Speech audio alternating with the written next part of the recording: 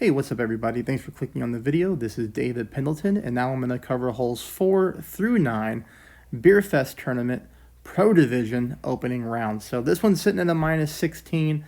Now my other account that was minus 7 through the first 3 holes picked up a par on hole number 4, and then I birdied hole number 5. So that account is only sitting at a minus 15. I'm a little bit disappointed with that one, as I was obviously on fire to start the tournament. But all in all, got a lot of drops to show you here on holes 4 through 9. So let's just go ahead and get this thing started. This is going to be hole number 4. Now, on my other account, like I said, I picked up a par. I went for the rough bump, and just like it's happened to me in tournaments past, I guess I must have misadjusted because I did hit a perfect ball, but I ended up clipping the sand instead of the rough and got stuck in the rough. So I'm going to abandon that shot on a headwind angle like this, and I don't really advise it. I mean, it's always a good chance for a hole in one, but it's also a chance to just mess up a hole as well, like I did. So instead, I'm going to just whip out a katana here, and I'm going to go 50% at minimum. Believe it or not, this is actually a pretty good wind angle on this hole. With a little bit of headwind, we'd prefer it to be dead crosswind, but this does give us a good opportunity to get this ball close to the hole. Now, as you saw, I'm playing this one 50% at minimum distance of my club.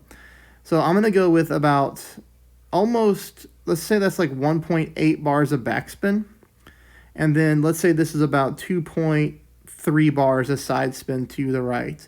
The only thing that we need to change here is more side spin to the right. I would probably make this one 2.5 bars of side spin to the right. You're going to see here 5.6 miles an hour. I think I pulled this one, what would it be, 6.6 or 6.7 rings, something like that. Now, I had to push my rings, so that throws you off a little bit too, especially when you're making, this big of an adjustment. To push your rings is a little bit harder to do, to get it 100% accurate. For me, it is anyways. And I'm adding just a little bit of curl to the right. So we don't want to over curl this shot, but you're going to see here, if I would have just added a little bit more side spin, the speed comes in really nicely, and we almost picked this one up for a hole-in-one, in which I believe that's going to be very difficult to get a hole-in-one on, unless you're going to go rough bump money ball. If you're going to go rough bump money ball, like a win 5, you would still want to get a side spin 3 ball. But, I think that would be a good opportunity. But here, using only a katana, we'll take this all day, and some of you may get that ball to drop into the hole. Hole number 5 is going to be right here. Now, this one is going to be a little bit tough, okay? It's a copy, I guess. It's a great wind angle. It's the best wind angle we can get. You can do this with your APOC, 4, 5, 6, I'd recommend. You can also take this type of shot with an extra mile, 8 or 9. Probably a 7 as well, I would assume. Take some practice shots. But with an APOC, the thing that I like to use about the APOC here is we can use less top spin because the club is more powerful. So with this APOC, all we have to do is use about 1 bar of top spin and like 1.5 bars of side spin to the right. Pull a very small adjustment, 5% at max, and then push up to max, and you can let the ball rip. I've played this same wind angle in tournaments past that I have replays on my computer where I use an extra mile, and we're using about 3.5 to 4.5 bars of top spin, depending on how high the wind is. Obviously here, 8.5, that's the highest wind we can get in pro with the Berserker. So if you're using an extra mile, you'd want to cut down the top spin to maybe like 3.5 or 4, somewhere in that range, but the side spin 1.5 is good. You can do the same adjustment. You can do the 5%. You can push up to max, and you should be okay. Nothing's a guarantee on a hole like this. You can most certainly hit a perfect ball and smack a tree like I did on my other account. I mean, I had 8.3 wind on my other one. This one's 8.5. I did the exact same spin adjustments.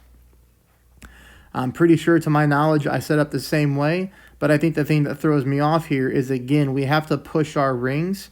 This is a very, very high wind to push the rings in. So for me, I'm not the best at pushing rings like this, especially when you start to get all this clutter in your way. We got these bushes that's messing you up.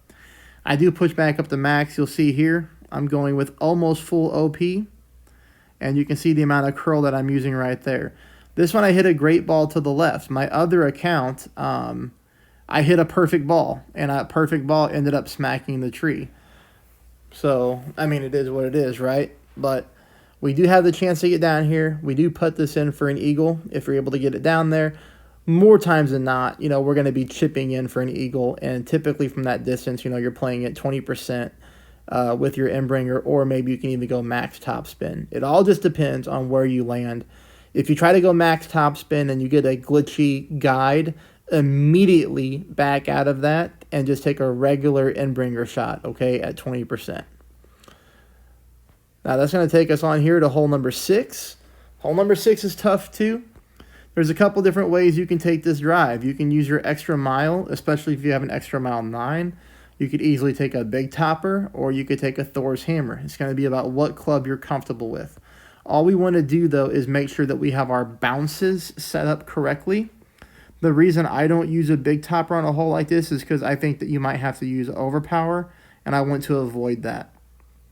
All right, so I want to apply our spins max top with as much right side spin as possible. We're going to favor the top spin over the side spin. And then we're going to back our target up until we get our ball guideline that looks like this. We want our first 2 bounces on the first fairway. So you see I got the bounce 1 here in the middle of the bullseye, and then bounce 2 up there before the rough, leaving myself good room before the rough. And then look at the third bounce is completely on that second patch of fairway. So we know that if we have our ball guideline looking like this, as long as we adjust correctly and we hit a perfect ball, then our ball guideline will play true. Now, if you accidentally underpower or overpower the shot, that could throw you off a little bit. So we got 1 bounce here, 2 bounce here, and then boom, we get our third bounce down onto the fairway. That's what we're looking to do. We don't want to clip the rough and roll out. Now, if you do with a power 5 ball, I'm sure you're still going to be fine. You would just be playing the bounce over shot from this fairway to the fairway, then roll onto the green. But if you hit the drive well, you do get yourself in here for a rough bump. This is actually a pretty good wind angle for the rough bump. I'm just very disappointed I didn't really get this ball close to dropping at all. I went with 2 bars of side spin to the right, just for consistency purposes on trying to dial it in. My first account, I missed way to the right-hand side. So here you see I'm just kind of moving it around. I'm aiming dead center on this approach. And all I really did was tweak the elevation from this account to the next one. But it really needs more of a tweak, I would assume, just because I missed this ball way to the right-hand side again.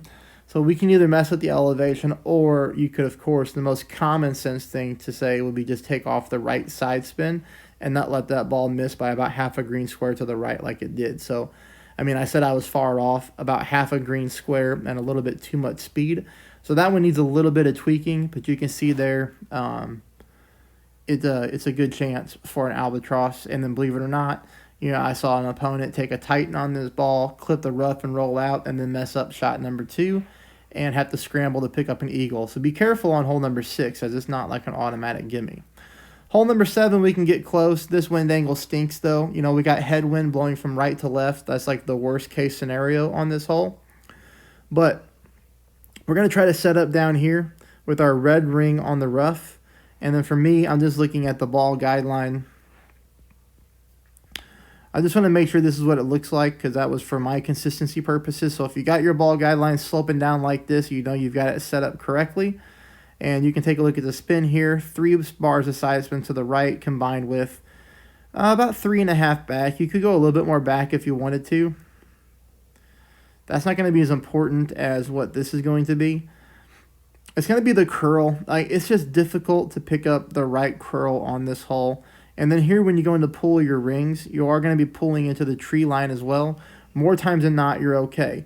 You could definitely use a kingmaker to make this shot better, or easier, I should say. It'll make it easier because you won't have to pull as many rings. You're going to cut down the wind. Here, I do catch the back part of the green, and I just missed this one to the right-hand side. So, pretty close. Ultimately, that was just too much curl. But the curl is the hardest part on this hole. You can see here I'm curling until just a little bit of my ball is still in the normal adjustment window. I need to move that over to the left-hand side a little bit to get a better chance to get that ball to drop. But like I said, this one is going to be very difficult to get a hole-in-one on, especially with that wind angle. But, you know, it's very close. I mean, geez, we just barely missed that one to the right-hand side. We'll head over to hole number 8, where an eagle is a must, and it's a pretty easy one to get down to the green as long as you hit perfect. Okay, on this one, I want you to use your big topper. You can do this with any big topper. We're going to go 1.5 bars of side spin to the left, combined with as much top spin as possible. This is what you're looking for right here. I made sure that I zoomed in to give you all a great camera angle. We got to make sure that we're clipping that rough in this tailwind. So that's what your ball guideline should look like right there. And then also you can use this as a reference point. I've got my yellow ring on the sand, and then that's what it looks like with the yellow ring on the sand. This one we got to get, I'm going to pull it 5%. It should be 5% at mid. What did I put on this graphic? Okay, good. I got it right. I thought that said max. 5% at mid. Fast forward. There we go. Get our nice little pool right here.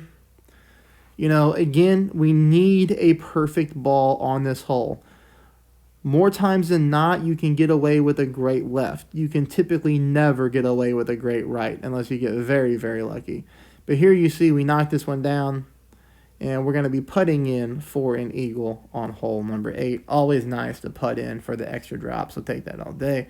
Hole number 9, you pick up a nice little albatross here. We're going to use a rock combined with the Titan. Now, you could use yourself a Kingmaker if you wanted to. I don't like the Kingmaker on this hole in tailwind because we really want as much wind as possible to help us out. But I'm going to back my target up here with a rock 9 to the plus 13 yard mark, as you can see. Let's take a look at the spin adjustments as well. 2 bars of side spin to the left combined with 1 bar of backspin. I do back up to the plus 13 just to account for a little bit of this tailwind push. It's always important that we don't drive this ball too far and accidentally roll into the top rough. Okay, half a ball of curl to the left. I even hit a great right, and I'm surprised that this was okay. So, you know, that I'm excited about that because I do pick up the albatross here. Hey, I hope I'm doing a great job for you. Please take a moment to thumbs up the video if you like it and subscribe if you haven't already done so. On this shot, we're going to play minus 25% at max.